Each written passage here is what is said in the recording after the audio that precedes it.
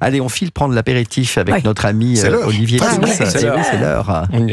Et puis surtout, il n'y a pas d'heure pour l'apéritif en vacances. De quoi on parle aujourd'hui? De quel apéritif vous nous proposez? Vous savez, tout au long de la semaine, on fait une espèce de tour du monde des apéritifs. Et là, je vous emmène dans un pays où l'apéro, évidemment, est un sport national. Impossible d'y échapper. Espagne. Alors, quand on pense à l'Espagne, on pense évidemment au tapas ou au pincho, on disait tout à l'heure. En réalité, c'est à peu près la même chose. Le pincho, c'est le nom basque. Et le pincho, c'est avec du pain.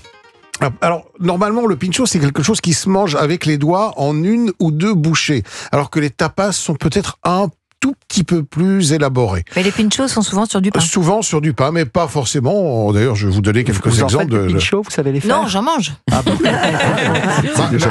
L'un qui est très connu, c'est le pan con tomate, par exemple, ce pain frotté à l'ail avec de la pulpe de tomate, du sel, poivre, une petite lichette d'huile d'olive. Ça, c'est une des stars des pinchos. Mais alors, il faut savoir que l'histoire des tapas est assez amusante. En tout cas, il y a une légende que je trouve assez sympathique. Moi, j'aime bien les légendes autour de la gastronomie. Je sais pas très bien si c'est vrai, mais en tout cas, le roi Alphonse XIII, en Andalousie, dans les années 30, aimait déguster son verre de Jerez. Et afin d'éviter que le sable qui tourbillonnait, parce qu'il y avait du vent en Andalousie, ne finisse dans son verre, l'aubergiste a posé une rondelle de saucisson par-dessus le verre. Et il buvait le verre et à la fin, il mangeait quand même la rondelle de saucisson. Bon, je sais pas si tout ça est exact, mais bon, une chose est sûre, c'est qu'à cette époque, dans les tavernes de Séville, on dégustait déjà de nombreuses petites bouchées avec son verre de vin, histoire d'amortir un peu le choc. Alors aujourd'hui, ces tapas, on les retrouve partout en Espagne, du nord au sud, et donc dans le Pays Basque, notamment dans une ville que j'adore, à San Sebastián, qui est la Mecque des pinchos, si on peut dire. Tous ces petits bars qui vous proposent de boire un verre et de déguster à n'importe quelle heure, presque du jour et de la nuit, ces tapas ou ces pinchos, parmi lesquels, moi, il y en a, si je devais en choisir une, ce serait les fameuses croquetas.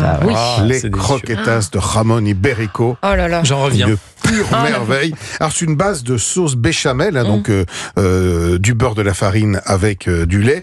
On la fait assez dense. On rajoute ces fameux petits morceaux avec un peu de gras, bien sûr, pour donner le goût de jambon ibérique. On forme des croquetas, on les passe un petit peu au congélateur pour les rendre durs. Et puis après, c'est une petite panure à l'anglaise, c'est tout simple. Farine, jaune d'œuf et chapelure. Et on frit le tout.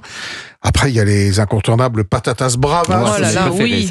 Voilà, les dés de pommes de terre frits avec une sauce à la tomate, oignons, moutarde, vin blanc, piment. On rajoute un tout petit peu de sucre pour arrondir. On ajoutait du sucre. Quand la tomate est pas tout à fait mûre, si la tomate, et en ce moment elles sont vraiment belles, on peut s'en dispenser. On peut rajouter aussi quelques herbes. Et puis la tortilla. L'omelette aux pommes de terre et aux oignons. Et on n'oublie pas de boire un coup, les amis. Qu'est-ce qu'on boit? Je vous parlais tout à l'heure du Jerez. C'est un vin. On dit Jerez. Et pas Xérès, non. En français, on dit Xérès. C'est un vin qui est produit dans le sud de l'Espagne, en Andalousie. C'est ce qu'on appelle un vin doux naturel. Alors, il y a plusieurs types de Jerez. Moi, j'aime celui qui est à base du cépage Palomino. Ça donne des vins très secs et très salins, d'ailleurs.